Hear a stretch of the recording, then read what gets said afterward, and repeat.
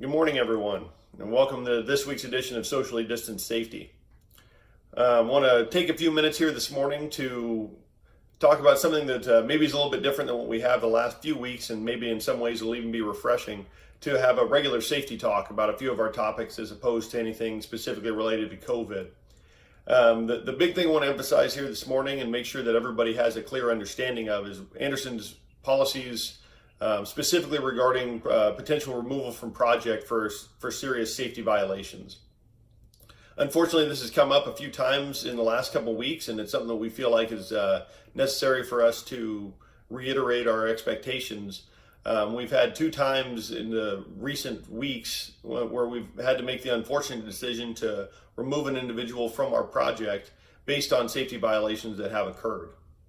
And first off, anytime we talk about this, we want to make sure to emphasize how much we do not like doing this. This is the absolute last thing that we want to have happen on a project would be to have a team member have to be removed because of really anything. We value having everyone out here, and we can't emphasize that enough. Ultimately, these decisions had to be made based on the severity of the incident that had occurred. We have a zero tolerance policy here on our project when it comes to serious safety violations, specifically around fall protection.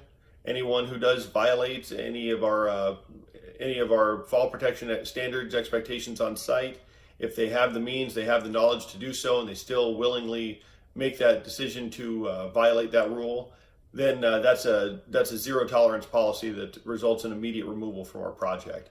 That unfortunately has happened a couple times, and we just ask that everybody take time to work with your crews, make sure everybody understands what the expectations are. If you don't have training, please speak up, talk to your team members. I'm sure they'll be more than happy to provide whatever information you're needing. Make sure you have the right tools, the right equipment for any job that you're doing, and that certainly goes for any safety equipment that is out there.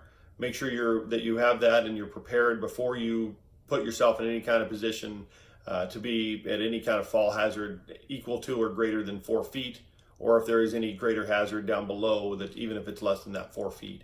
But please make sure you're paying attention to that. Again, the safety of everyone on site is the most important thing to any of us, and that is why we will continue to enforce the standards at the level that we do. So please make sure that you are paying attention and following through on that. Another thing to be aware of this week, it should be a beautiful week out here with the sun coming out. It's going to be warming up. At the same time, none of us are too acclimated to that, so we need to make sure that we are paying attention to hydration here on site.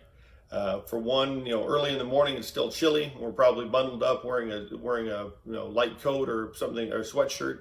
As it warms up throughout the day, we're not always too quick to take those off. Recognize that it is warming up, and that can put us a little bit behind the curve when it comes to staying hydrated, not overheating.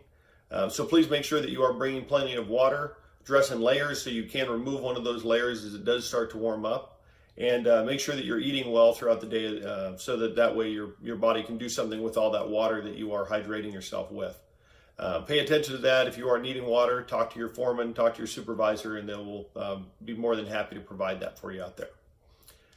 Lastly, and even though I said we mainly weren't going to focus on it, I do want to continue to emphasize our expectation regarding anything to do with the COVID crisis, specifically relating to social distancing. Our teams will be out there still providing reminders to everybody to maintain that 6 feet of distance. Make sure you're doing that at all time, whenever possible. If you have to go within those areas, make sure we're taking extra precautions. All pretest plans need to be the updated version that has the social distance information on it. Please make sure you're filling that out. Have a good plan for how you're going to keep yourself and your crews distanced, or what you're going to do to additionally protect them if they have to get closer than that 6 feet that is required. If we're going to look at anything else, we want to make sure that we have our hygiene station set up, that we have our hand washing station in good shape. Please make sure you're utilizing those. Go hit those up. If anything is missing, talk to our teams, let us know. We're more than happy to keep those restocked. At the same time, we ask that everybody please be respectful of the fact that supplies are in short supply. So make sure that we aren't taking too many, using only what you're actually consuming.